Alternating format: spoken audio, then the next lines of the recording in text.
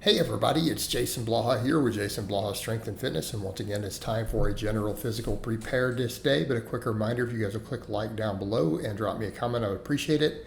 A little bit later start this morning on a lot of stuff. Tornado knocked the power out. It was out till, 7, 8 a.m., at least 8 a.m., after 8 a.m. for sure. So it was out all morning.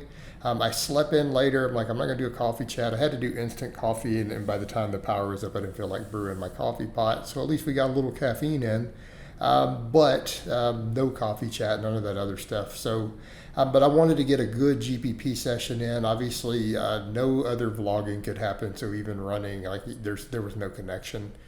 Trying to even do a jog because. So I just did a brief, quick run. Again, it was wet out there, and because everyone was on cellular data, the whole neighborhood's power was out. It was making the connection really bad, so it's like I couldn't even stream.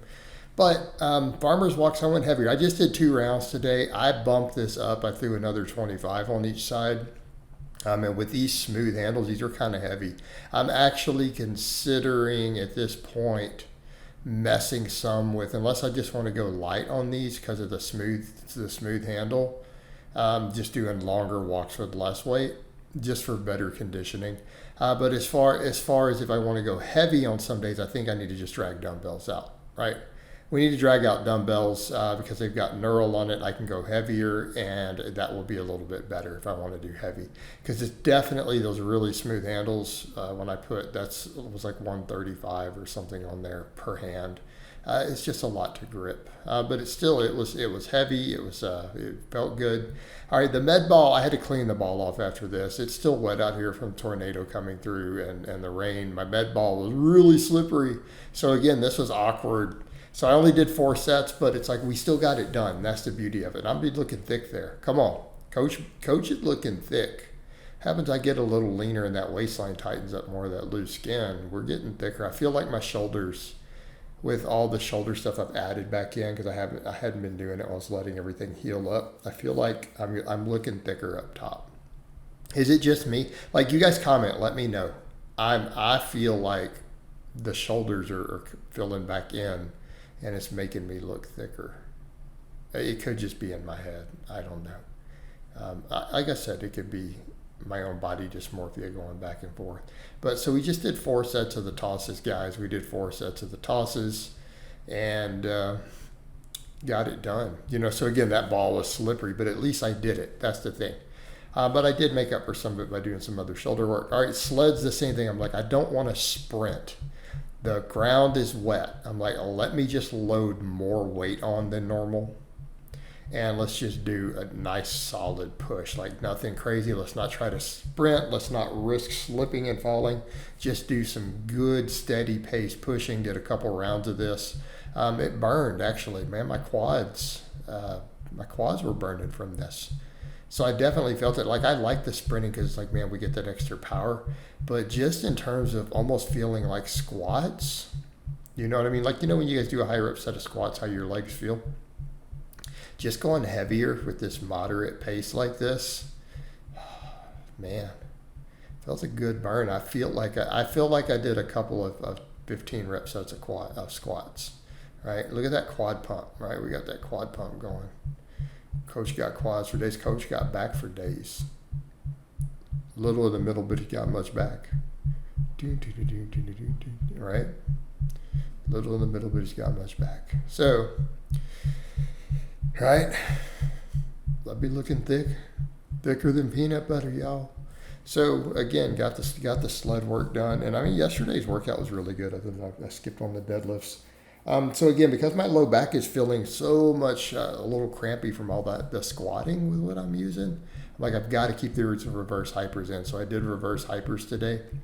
They're going to have to stay a staple because that low back getting crampy in those workouts from the squats is something else. Funny thing is, if I took the squats out, it wouldn't happen. I don't get it from deadlifts, but then it can affect deadlifts later. But again, same thing. Look at the quad pump. We looking thick. And I'm not gaining weight. Everyone's like, you're bulking, you're blasting. No. I'm carved and salted up. But I'm doing really low fat now. Lots and lots of super clean carbs. You guys see my food.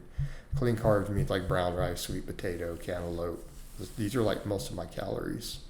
But definitely salting it up too. A lot of potassium, plenty of soy sauce.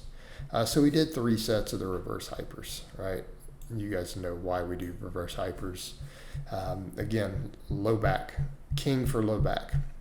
And this gives me a little bit of a low back and posterior chain work because I don't do a lot of deadlifts. I only do like 3 sets, heavy sets of deadlifts. They're not heavy though. If I'm doing 6 reps, is it heavy? So here's the question. If we can do 5 or 6 reps, is it even heavy? That's the real question. I think the answer there is no, not really. It doesn't count as that heavy. I don't think so, says me, says Coachino. So, but again, I did like 25, then I did 30. So I bumped the weight up on these a little bit. I'm going to probably need to add some more plates to this and just rep it out. When I used to go really heavy on this, my deadlifts were strong. Like, and I know people say, it's so much swinging, but you know what? It builds my deadlift like a mofo. So, I mean, how are people going to hate on me doing it if they keep in mind, you can't not swing. So anyone who tries to, I laugh, someone will tell you not to swing. I'm like, you go make a video and demonstrate it. You put 90 pounds on this thing or 150 pounds on it, because I've got a lot on there. That's 655-pound plates, but I've done 600 pounds, 700 pounds for reps on this. You know, the thing is, they'll tell you not to swing. It's like, well, you do it. Show me on camera, and they can't do it. So it's talk about Dunning-Kruger effect. And even you're supposed to swing, even the way Louis demonstrated it. So it's such an interesting position people take. But here's the thing. How strong was I on deadlifts when I used to swing with 600 pounds? No, really. Like, how strong was I? You guys saw me doing deficit deadlifts with over 600 pounds. Okay? Let's be clear. So I probably do need to work this back up. Like, I get just so much carryover to my deadlifts. Like, heavy reverse hypers with either pull-ups or rows literally build my deadlift. You know, plus it actually strengthens the lower back. All right, so for these, again, I decided to grab the 25. I just did 2 sets. Because I can't fully lock out overhead work, I feel like doing the high rep lightweight kettlebells and just doing the range of motion I can. It's adding a lot to it. Now, one of the shoulders, I definitely notice it crickles. It sounds like Rice Krispies while I'm doing it, but everything's kind of pops into place. I noticed on the incline bench, the first warm up, like everything crackles and pops and then it drops into place. So again, those movements that kind of make everything, I feel like what's happening is with a lot of it, there's some adhesions and stuff in there, some calcification. Like, there's stuff going on in there from those old impingements, but they kind of break free.